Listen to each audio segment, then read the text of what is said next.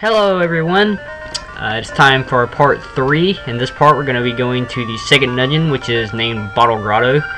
That's actually a very good name, and you'll see why when we get there. And like I said in the last part of the previous video, what's his name? Bow Wow here will attack enemies on the overworld force, which is really helpful. He's not really being helpful right now, but idiot.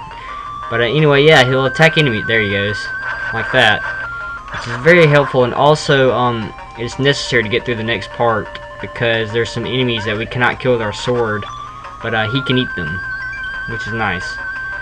So we're just gonna continue along this way. We don't have to go up there. And that guy he just ate, be careful of him because he will eat you and steal your shield, which is annoying because shields cost 200 rupees if I remember correctly. That's money we just don't have right now. So yeah, here's the enemies that we can't kill with our sword, but Bow Wow can eat. There we go. Get him to eat that for me. Here's basically a bigger version. I think that, yeah, shoots fireballs sometimes. So yeah, here we are at the second dungeon already. It's pretty quick. You may have noticed that we basically went around in a big circle, but that's because we can't pick up those boulders yet, which will be solved very soon. So as you can see, Bottle Grotto. There's a reason why it's named Bottle Grotto, because there's basically jars everywhere.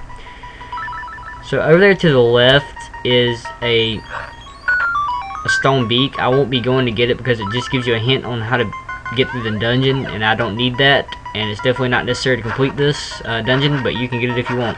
I'm going to take these guys out and grab this key, and we're going to use it on this door down here. Now here we have another Mario character. It's a Shy Guy if you couldn't tell. So to kill Shy Guy, because he mimics your moves, you're going to want to keep your sword charged like this so you can walk backwards, and then get him from the back like that, and then we'll just grab this compass. And after 9 years of text, we will continue. Alright. Continue along here to the right. We're going to flip the switch and head down. Flip this switch. Take out this armed Staphos and grab this key.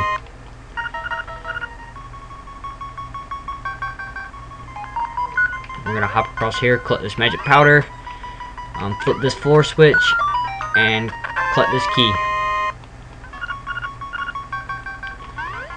And we're gonna head up through this door by falling in a hole. Not really, but yeah, we're gonna head up this way. And look, 2 more Shy Guys. We'll just take them out real quick using the same trick. Here we see a key has appeared over there, but we can't get to it. We gotta actually go all the way back around to get it. So we're just gonna hop across like this. Gonna flip this switch. There we go. Head up and to the right. And there we go. Now we're gonna head back down and back around once again. Now, this time through, we're going to want to flip the switch over here in the corner. It's going to be helpful in the long run if we leave it like that instead of the other way around. So we can just kind of avoid these guys. There's no need to fight them, and go through this door. In this room, we're going to want to push these 2 blocks together. It's pretty obvious, but some of the puzzles in Zelda games are kind of obvious at times. And we're going to want to continue down these magic steps that appear out of nowhere. So yeah, I've always liked these side-scrolling areas in these games. They just always look really neat to me. Although I hated Zelda 2 because it was basically just side-scrolling, and it had a lot more of an RPG feel to it, which I just didn't like. I'm glad they didn't stick with that formula. Now here's the mini boss. So he will pick you up and throw you, and also throw bombs at you. So you're gonna want to kind of hit him and get away real quick. And also, if he picks you up and throws you, he'll throw you near the cracks on the floor and you'll fall through, and it takes a lot of help. So just kind of hit him and get away as quick as you can. And definitely don't let him grab you if you can help it. And there we go. Pretty simple stuff. He's already down.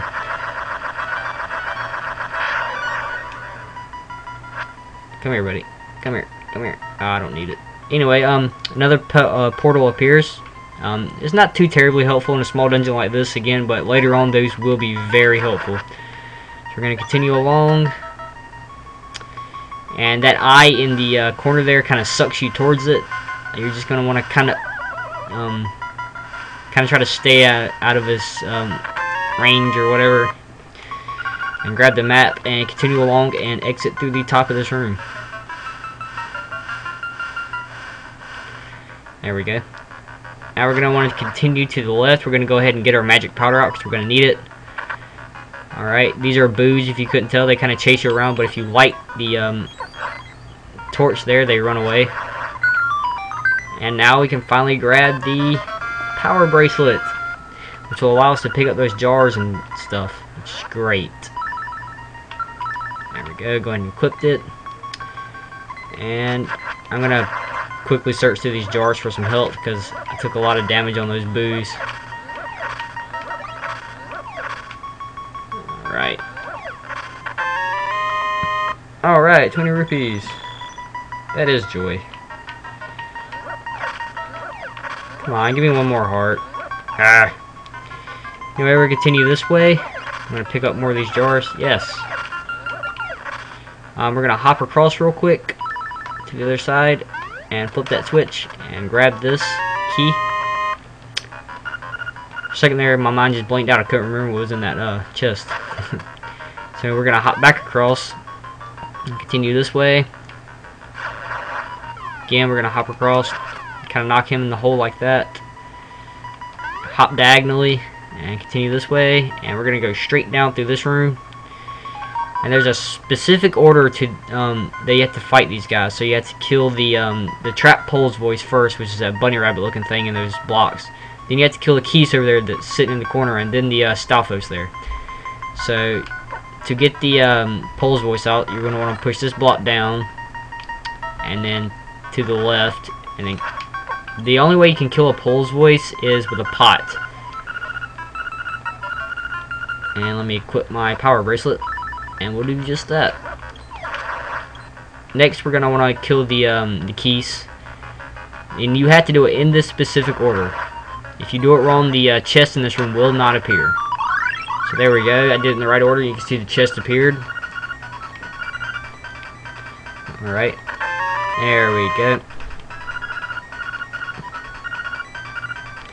Now, there's really no point in me going through these steps in the corner. They're just basically a shortcut. But I'm going to do it anyway because there's an interesting enemy. And there it is. It is a Piranha Plant from the Mario series again. And Goombas as well. Pretty interesting stuff. There's a couple of them in this room. I'm just going to go through and kill all of them.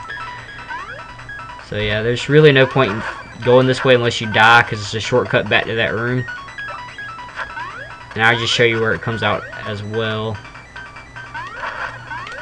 And just like in the Mario games, if you stand right next to the pipe, the Piranha Plants won't come out. Pretty cool. So yeah, it just takes you out into this room. Which, we don't really have anything to do here, so we're going to go back through. And hopefully collect some more hearts on the way, because I need them. Going to want to take the upper path so we can get across here.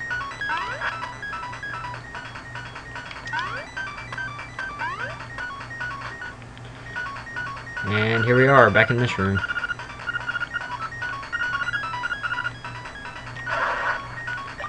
Now we're going to head back out of this room through the top. Get this guy out of the way and go through this door. There's more Pole's voices in here, so we're going to use our power bracelet to kill them with jars.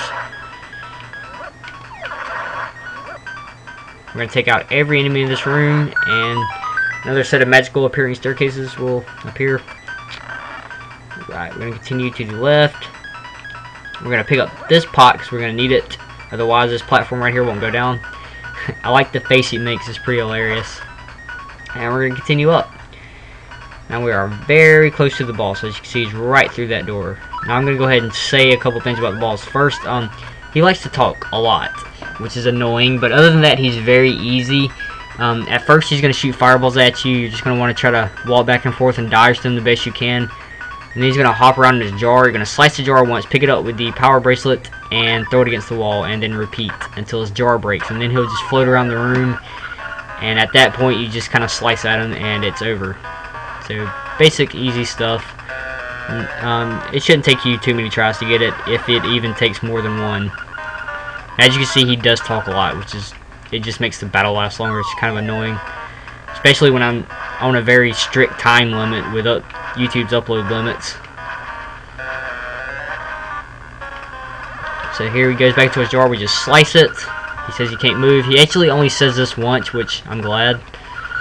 And then we just pick him up and sling him against the wall, and then repeat. We have to do this 2 more times, and then his jar will break, and we have to slice him about 4 times. He kind of does this weird spinning around the room illusion thing, but it's not too difficult to hit him. Alright, here we go.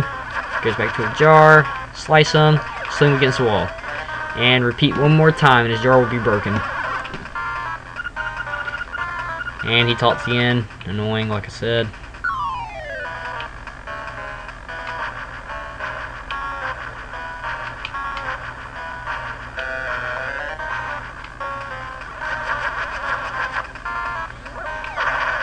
And there we go, his jar is broken. Now he's basically going to go crazy and kind of warp around the room like that. When he forms together, he usually shoots a fireball, so kind of be careful. And then just give him a slice and he'll be... There we go. That simple. I did take quite a considerable amount of damage in this battle. I usually don't take that much, but you know, it's just the stress of being on this time limit. I'm looking at the timer right now. We only have about 2 minutes left, so I was kind of worried there when we went to the battle. But we made it with plenty of time to spare.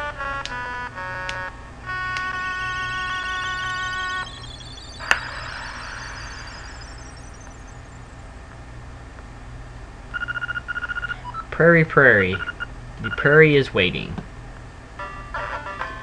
So yeah, basically we're wanting to head, what would that be? East from the village, and that is taking us to the prairie, which is where the next dungeon is, obviously. But there's quite a few things we can unlock now that we have the... I don't have to go this way. Now that we have the power bracelet, which is pretty awesome. Also, another thing, now that we finally have this power bracelet, we can pick these blocks up,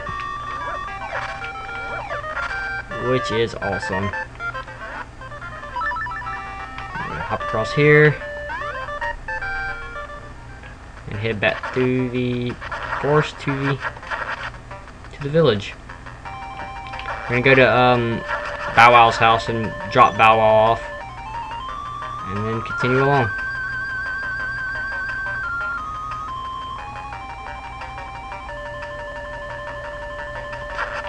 Oh, yeah, we can go ahead and grab this while we're on the way there. It's a secret seashell, so that makes 2 that we have now. When we get 10, we're going to go to a very special place, and it's basically going to give us another one, and it's going to show us how many we have.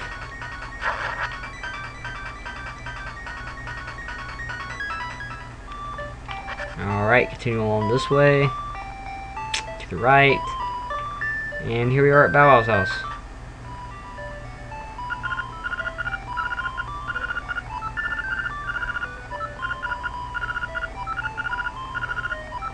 Ew. Lucky. Alright, so there we go. I'm going to go ahead and end this video here. Thanks for watching, and you can expect the next part very soon. Also, if you like this walkthrough and you want me to continue, go ahead and leave a comment on the video, and I'll probably respond to it. So yeah, thanks for watching, guys, and until next time.